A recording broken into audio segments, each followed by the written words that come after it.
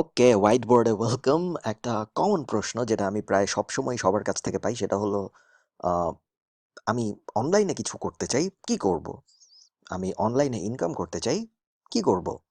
এই প্রশ্নটা খুবই ব্রড এবং এই প্রশ্নটার উত্তর দেওয়া সম্ভব না, এবং এই প্রশ্নটার উত্তর দেওয়া অনেকাংশে অনেক অনলাইন মার্কেটারের জন্য এবং ডিফারেন্ট অনলাইন প্রফেশনের মানুষের জন্য বিরক্তিকর। কারণ আহ, যখন আমাকে মানুষজন জিজ্ঞেস করে যে আপনি যা করেন তাই করব, বা ওই আমার অমুক ভাই যা করে তাই করব, তখন বোঝা যায় যে তার অনলাইন ইন্ডাস্ট্রির ব্যাপারে একদমই আইডিয়া নেই এবং সে জানে না যে তার আসলে কি করা উচিত বা কি করা উচিত না।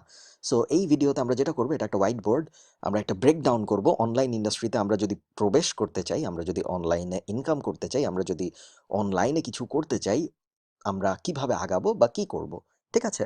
সো এটা একটা হোয়াইট বোর্ড, আমি মাত্রই বলেছি, জানি না কেন আবার বললাম। সো আমরা একটা ব্রেকডাউন বানাই। ঠিক আছে? এটা হলো digital marketing verse text. So online digital world, world. So এটা হলো আমাদের ওয়ার্ল্ড। এখন এই ওয়ার্ল্ডে আমরা ঢুকতে চাই, রাইট? এই ওয়ার্ল্ডে আমরা কিছু একটা করতে চাই। এখন কি করব?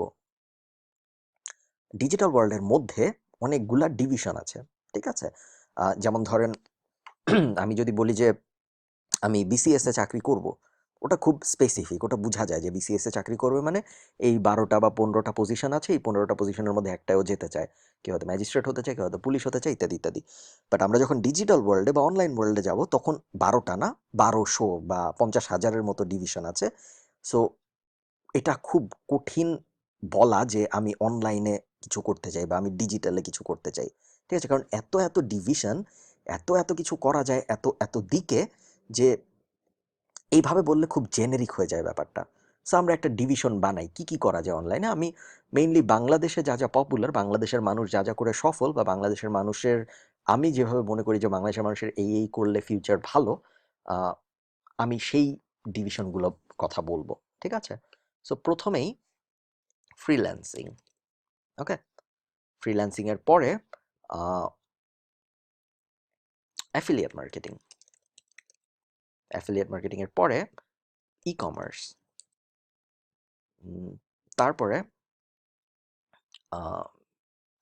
ফ্রিল্যান্সিং এর কথা বললাম, আমরা অ্যাফিলিয়েট মার্কেটিং। আমি ভাবার চেষ্টা করছি কি কি করলে বাংলাদেশের মানুষের এখন থেকে অপরচুনিটি ভালো হবে। এসইও কনসালটেন্সি,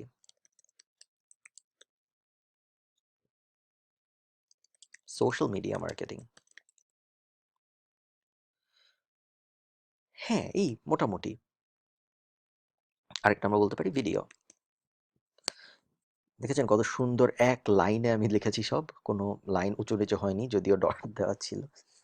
সো আমরা যদি ডিজিটাল ওয়ার্ল্ডকে ভাগ করি, ডিজিটাল ওয়ার্ল্ডকে চাইলে 50 ভাগেও ভাগ করা যায়, বাট আমরা এই 6টা ভাগ নেব। ঠিক আছে? কারণ এই 6টা ভাগ যথেষ্ট ব্রড, এবং এই 6টা ভাগের আমার মতে অপরচুনিটি সবচেয়ে বেশি এখন যদি কেউ ডিজিটাল মার্কেটিং শুরু করতে চায়, বা এখন যদি কেউ ডিজিটাল ওয়ার্ল্ডে যেতে চায়, তাদের জন্য। সো আমরা 6টাকে বক্স করে নিই, কারণ বক্স করা থাকলে অনেক ভালো লাগে দেখতে।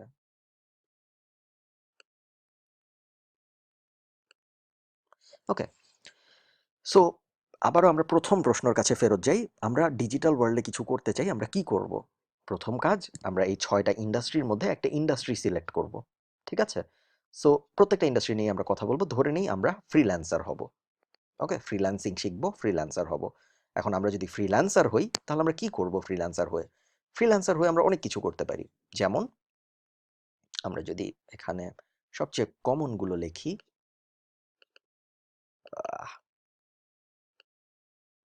সরি, এটা না, এটা writing, designing, web design, web development, app creation, virtual assistance. Okay, এরকম হাজার হাজার ফ্রিল্যান্সিং লিস্ট আছে, যেগুলো আপনি একজন ফ্রিল্যান্সার হিসেবে এই স্কিলগুলোর যে কোনো একটা শিখে এগুলোর মধ্যে চলে যেতে পারেন। এখন আমি যদি ফ্রিল্যান্সিং লিখে গুগল করি, অথবা আমি যদি freelancing freelance skill list Upwork, লিখে গুগল করি, তাহলে আমি দেখতে পারবো আপওয়ার্ক একটা ফ্রিল্যান্স মার্কেট প্লেস, আপনারা জানেন। আপওয়ার্কে কি কি স্কিলের উপর বেস করে মানুষ কাজ পায়। সো দেখুন এখানে এটা একটা স্কিলের লিস্ট, তাই না? upwork.com/i/freelancer categories. সো আমরা দেখি তো কি কি লিস্ট আছে। আমরা যদি একটু ভালো মতো তাকাই, ডিজাইনার ক্রিয়েটিভ, আপনি কি ডিজাইন বা ক্রিয়েটিভে কিছু করতে চান, এই জিনিস আছে, যে কোনো একটা শিখে ফেলুন। আরও আছে কিন্তু, সিমোড দিলে আরও পাবো। আপনার সব শিখতে হবে না, আপনার দুইটাও শিখতে হবে না, আপনি শুধু একটা শিখেন। ভয়েস অ্যাক্টর হতে চান, হন। শুধু ফটোশপ শিখতে চান, শিখেন। যে কোনো একটা শিখেন। আমরা কিন্তু ফ্রিল্যান্সিং এই ওয়ার্ল্ডটা নিয়ে কথা বলছি। অথবা আপনি যদি প্রোগ্রামিং অ্যান্ড ডেভেলপমেন্টে যেতে চান, তাহলে আপনি যে কোনো একটা শিখেন এখানকার। ঠিক আছে? আপনি যদি অ্যাডমিন সাপোর্টে যেতে চান, যে কোনো একটা শিখে ফেলুন।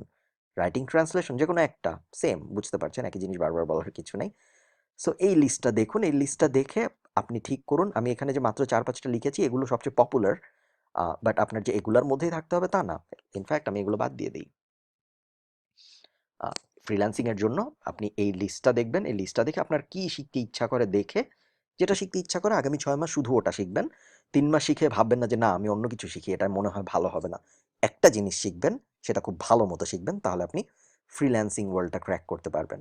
ওকে, নেক্সট। এবার আমরা এই পাশে চলে আসি, ভিডিও।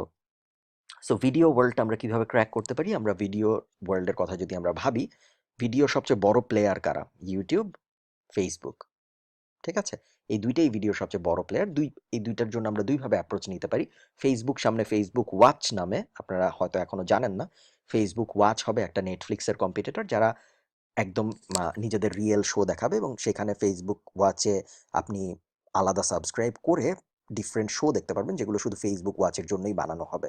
সো ফেসবুকে যারা এখন আস্তে আস্তে ভিডিও কন্টেন্ট ক্রিয়েশনের দিকে যাচ্ছে, ফেসবুকের জন্য যারা ভিডিও বানাচ্ছে নিজেদের পেজে, ইউনিক ভিডিও, মজার ভিডিও বা ইনফরমেটিভ ভিডিও, তারা ফেসবুক ওয়াচে আর্লি অ্যাক্সেস পাবে, এবং তারা দেখবেন অনেক সহজেই অনেক ইনকাম করতে পারবে ফেসবুক ওয়াচের মাধ্যমে।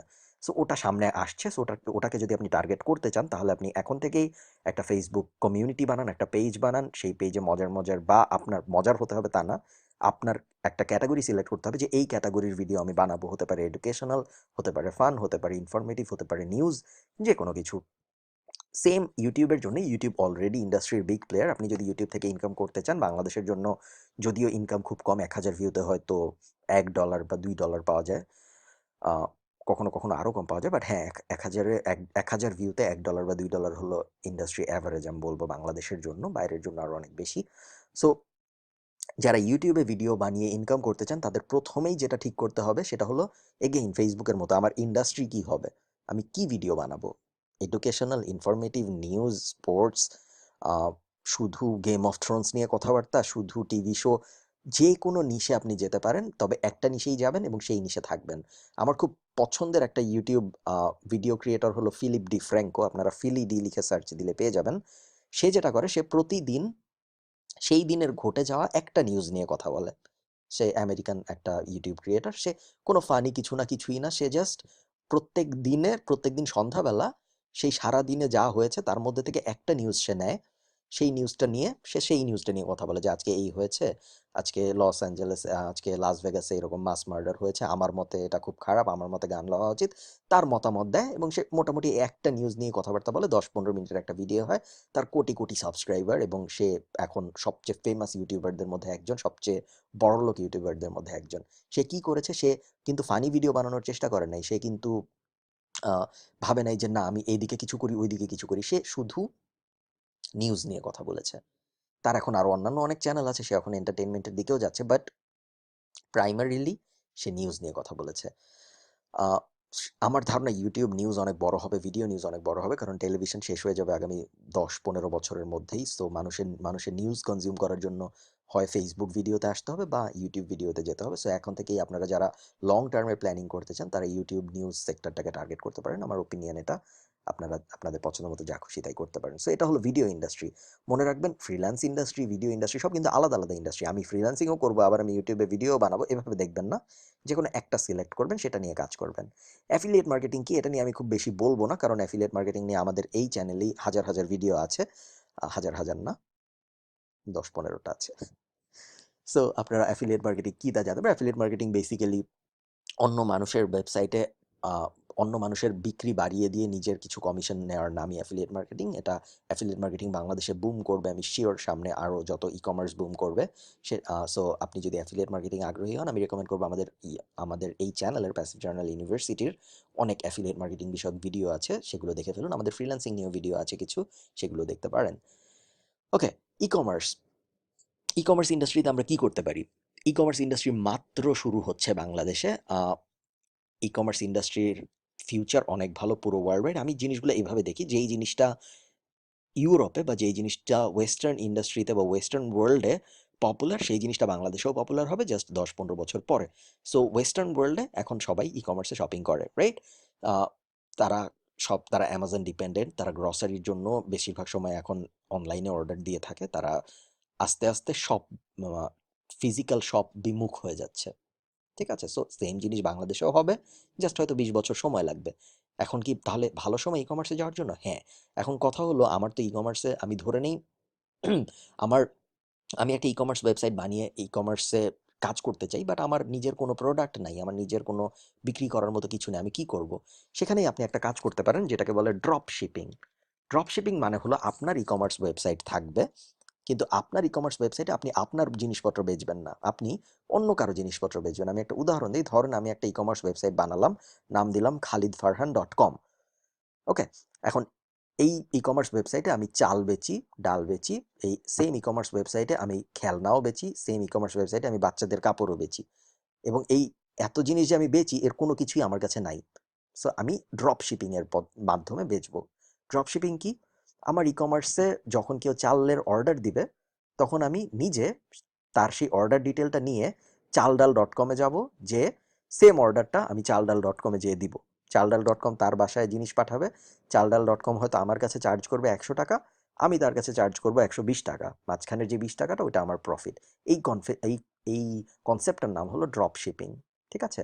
এখন কেন মানুষ ডিরেক্টলি চাল ডালের অর্ডার না করে আমার কাছে, আমার হয়ে 4,000, আমার, আমি এই যে স্কাইপের মেসেজ ধুর সো কেন মানুষ ডাইরেক্ট চাল ডালে না যেয়ে আমার কাছে 120 টাকা দিয়ে অর্ডার করবে, যখন সে চাল ডালে 100 টাকায় পেত? কারণ আমি অনেক ভালো ডিজিটাল মার্কেটার। আমি আমার ই কমার্স khalidfarhan.com এমনভাবে প্রমোট করব যে মানুষ আমার কাছেই আসবে, আমার সার্ভিস ভালো হবে, আমার কাস্টমার কেয়ার ভালো হবে। যেহেতু আমার নিজের প্রোডাক্ট নাই, আমি এটা পুষিয়ে দিব আমার ভালো সার্ভিস দিয়ে, আমার ভালো কাস্টমার কেয়ার দিয়ে, আমার ভালো ওয়েবসাইটের ডিজাইন দিয়ে, আমার ভালো ডিজিটাল মার্কেটিংয়ের স্কিল দিয়ে, তাই না? নেক্সট হলো এসইও কনসালটেন্সি এবং সোশ্যাল মিডিয়া মার্কেটিং। দুই জিনিস, দুইটা আলাদা ইন্ডাস্ট্রি। সো আমি এগুলো নিয়ে আলাদা আলাদা করেই কথা বলবো। সোশ্যাল মিডিয়া মার্কেটিং হলো, যতই আমাদের ই কমার্স বুম করবে, যতই আমাদের ডিজিটাল ইকোনমি স্ট্রং হবে, ততই দেখবেন সোশ্যাল মিডিয়া মার্কেটিংয়ের কদর বাড়বে। এখন কিন্তু সোশ্যাল মিডিয়া মার্কেটিংয়ে সেরকম কদর নেই। এখন সোশ্যাল মিডিয়া মার্কেটিং বলতে মানুষ কি বুঝে? হ্যাঁ, অমুক ফেসবুকে একটু ডিজাইন করে পোস্ট দিতে পারে, অমুক হয়তো একটু ফটোশপে ভালো, সে ফেসবুকে বুস্ট দিতে পারে। সো সে হয়তো একজন ভালো social media marketer. Actual social media marketing পুরাই ডিফারেন্ট জিনিস। অ্যাকচুয়াল সোশ্যাল মিডিয়া মার্কেটিংয়ে আপনার অ্যানালিটিক্সের উপর ডিপেন্ড করে কোন সময়, কখন, কার সামনে, কিভাবে কি প্রেজেন্ট করতে হয়, এবং প্রেজেন্ট করলে তার রিয়াকশন কি হবে, সেই রিয়াকশনটা কি বাইং ইন্টেন্ট পর্যন্ত যাবে নাকি যাবে না, এরকম অনেক ব্যাপার স্যাপার থাকে। সো সোশ্যাল মিডিয়া মার্কেটিংয়ে যদি আপনি ডিগ করতে চান, যদি চান যে সোশ্যাল মিডিয়া মার্কেটিংয়ের ভেতরে যাব, সোশ্যাল মিডিয়া মার্কেটিং নিয়ে এখন আস্তে আস্তে কাজ শুরু করে দিন। 5-6 বছর সময় লাগবে এবং সোশ্যাল মিডিয়া মার্কেটিং একটা খুব বড় ইন্ডাস্ট্রি হয়ে যাবে বাংলাদেশে। লাস্ট হলো এসইও কনসালটেন্সি। এসইও কনসালটেন্সিকে আমি কেন অনেক বড় হিসেবে দেখি? কারণ বাংলাদেশে এখনো কেউ কিছু দরকার হলে গুগল সার্চ করে ইনফরমেশন বের করে না। ওকে, ধরেন আপনার আপনি চুল কাটবেন, আপনার একটা সেলুন দরকার। আপনি কি বারবার শপ লিখে গুগলে সার্চ করবেন কোনোদিন? বাংলাদেশে বসে করবেন না। আমি কোনোদিন করি নাই আমার এই 20 বছর 25 বছরে। আমি নর্মালি আমার বাসার আশপাশে যেসব সেলুন আছে সেগুলাই গিয়েছি, বা হায়েস্ট আমি আমার ফ্রেন্ডের কাছ থেকে শুনে নিয়েছি যে অমুক সেলুন ভালো হবে। বাট আগামী 20 বছর পরে আপনি যে দেখবেন, যখনই কেউ একটা সেলুন খুঁজবে, সে কি করবে? সে গুগলে যেয়ে বারবার শপ লিখে সার্চ দিবে। ওকে, আপনার এখন মনে হচ্ছে না এটা কখনোই হবে না, বাট এটা হবে। কারণ এটা ওয়েস্টার্ন ওয়ার্ল্ডেও হয়েছে। ওয়েস্টার্ন ওয়ার্ল্ডেও মানুষ ভেবেছিল না এটা হবে না, বাট হয়েছে। এখানেও হবে। এবং তখন যখন সে সার্চ দিবে, তখন সে কোথায় যাবে? প্রথম পেজে যে বারবার সবগুলো আছে সেগুলোর একটাই কিন্তু সে যাবে। কেন?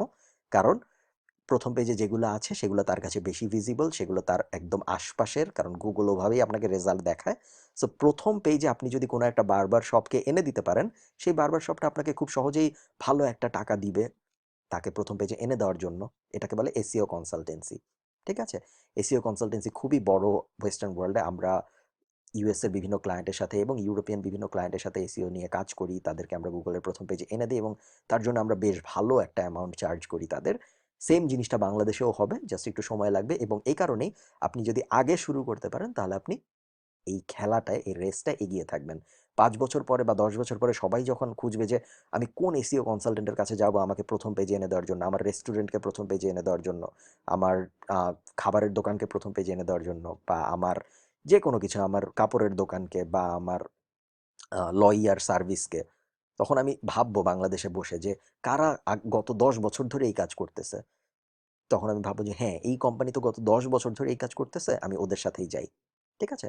তো সেটা হলো এসিআই কনসালটেন্সি। আমার মতে এই ৬ টা ইন্ডাস্ট্রি ডিজিটাল ওয়ার্ল্ডের সবচেয়ে বড় ৬ টা পিলার।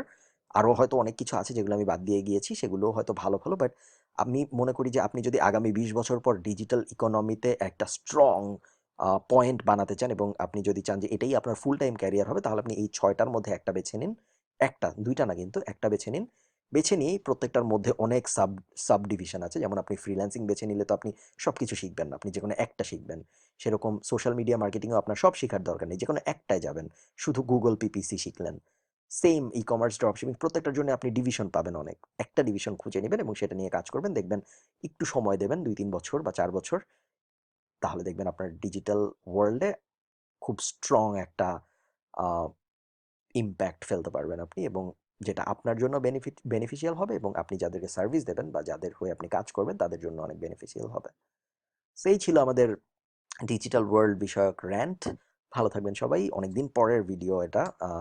সামনে আমার অনেকগুলো ইন্টারেস্টিং ভিডিও প্ল্যান আছে। আ সবই একটু অ্যাডভান্স লেভেলের হবে। সো আপনি যদি সাবস্ক্রাইবড না থাকেন এখনো আমাদের চ্যানেল, অবশ্যই সাবস্ক্রাইব করে ফেলেন। টাটা।